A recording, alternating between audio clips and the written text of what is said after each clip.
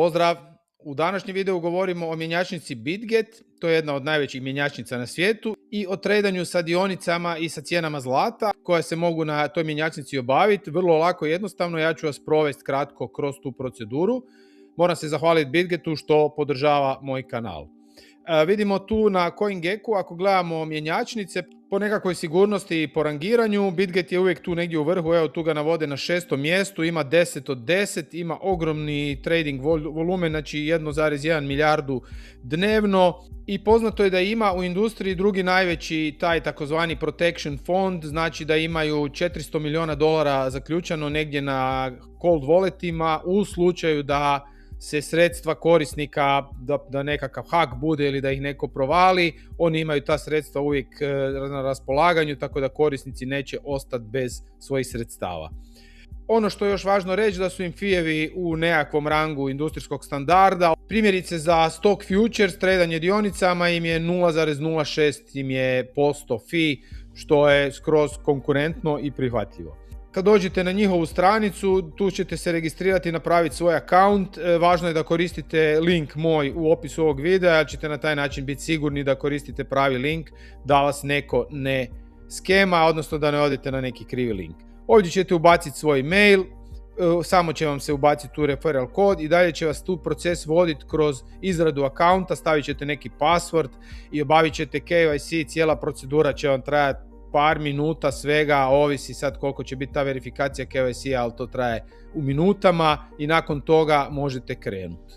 Evo, jednom kad napravite account, unutra ćete dobiti, uđete tu na dashboard, vidjet ćete svoj profil, možete to promijeniti, ikonicu, možete svoj naziv profila promijeniti i tako dalje, dobit ćete ovaj ID, sve standardno kao i kod svih drugih mjenjačnica, i onda ćete otići ovdje tu kad kliknete, imate deposit, znači možete deponirati sredstva. Deponirati sredstva možete na dva načina, možete deponirati kripto, ako već imate kripto, tu izaberete koji token hoćete deponirati, na kojoj mreži, ali isto tako možete i deponirati fiat, znači možete deponirati sa svojom karticom i vi sad tu izaberete, ne znam, euro na primjer ili US dolar, euro, i tu možete, evo, SEPA, odete na next i dalje će vas voditi da deponirate sa svojeg bankovnog računa, znači karticom.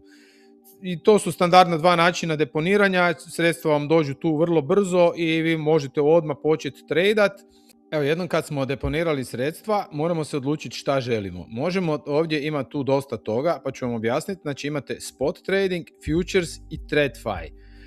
Imate i trading botove i copy trading i tako dalje. Ali recimo da je glavno je spot trading, je kupujete i prodajete kripto 1 za 1. Znači bez nekakvih poluga, bez nekakvih leverage-a i tako dalje. Ono, standardno stavite 100 eura i za 100 eura kupite Bitcoin i poslije ga prodate i to je ono, klasično.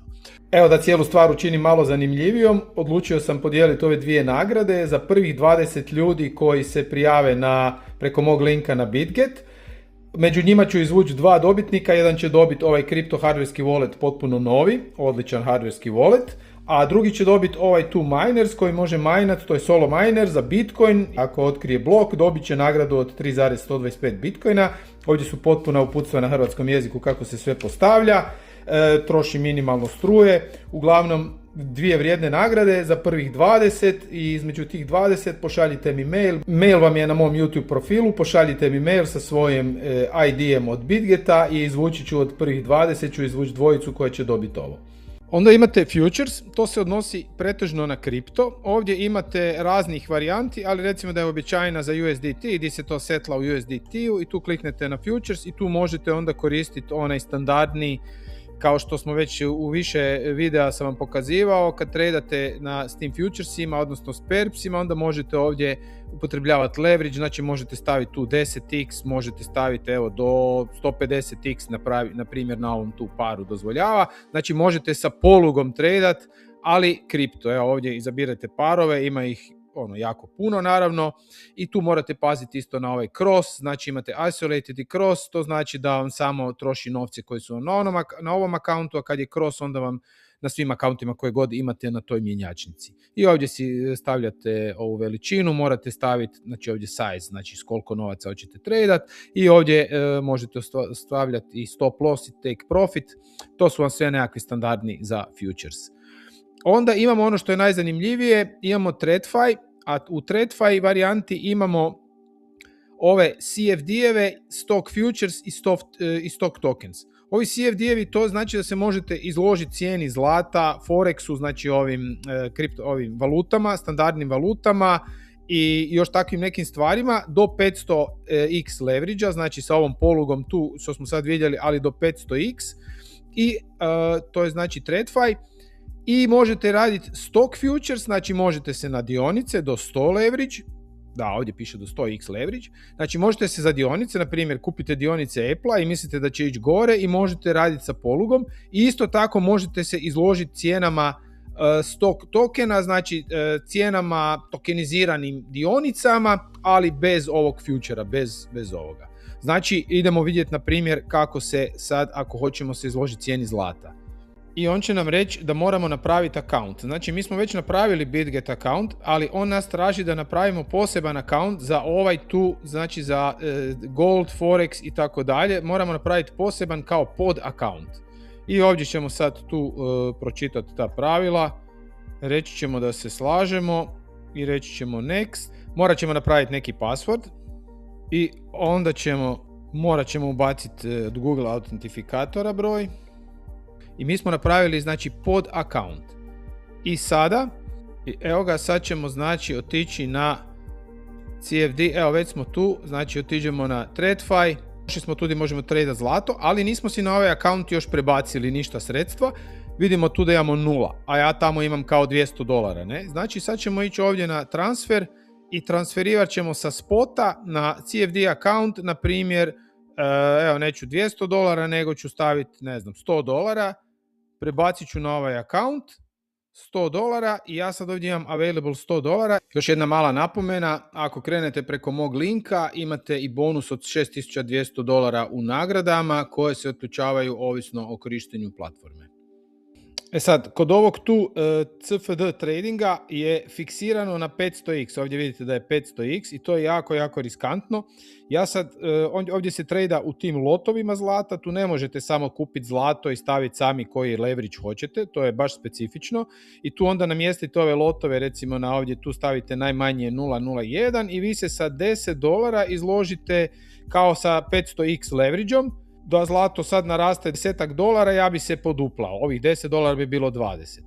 Međutim, to je jako riskantno i to možda nije najbolji put za tradanje, ali evo, postoji i za neke profesionalce ili nekoga ko kratko će ući samo u trade i izložiti se ovoj tu leverage od 500x, što je stvarno puno, ovo se može i ovdje, evo, znači postoji način. Evo, ako odemo tu pod TradFi i recimo izaberemo stock tokens, to su znači dionice, i tu ćemo vidjeti da su izlistane, evo recimo Tesla na primjer, ili Nvidia, ili Microsoft.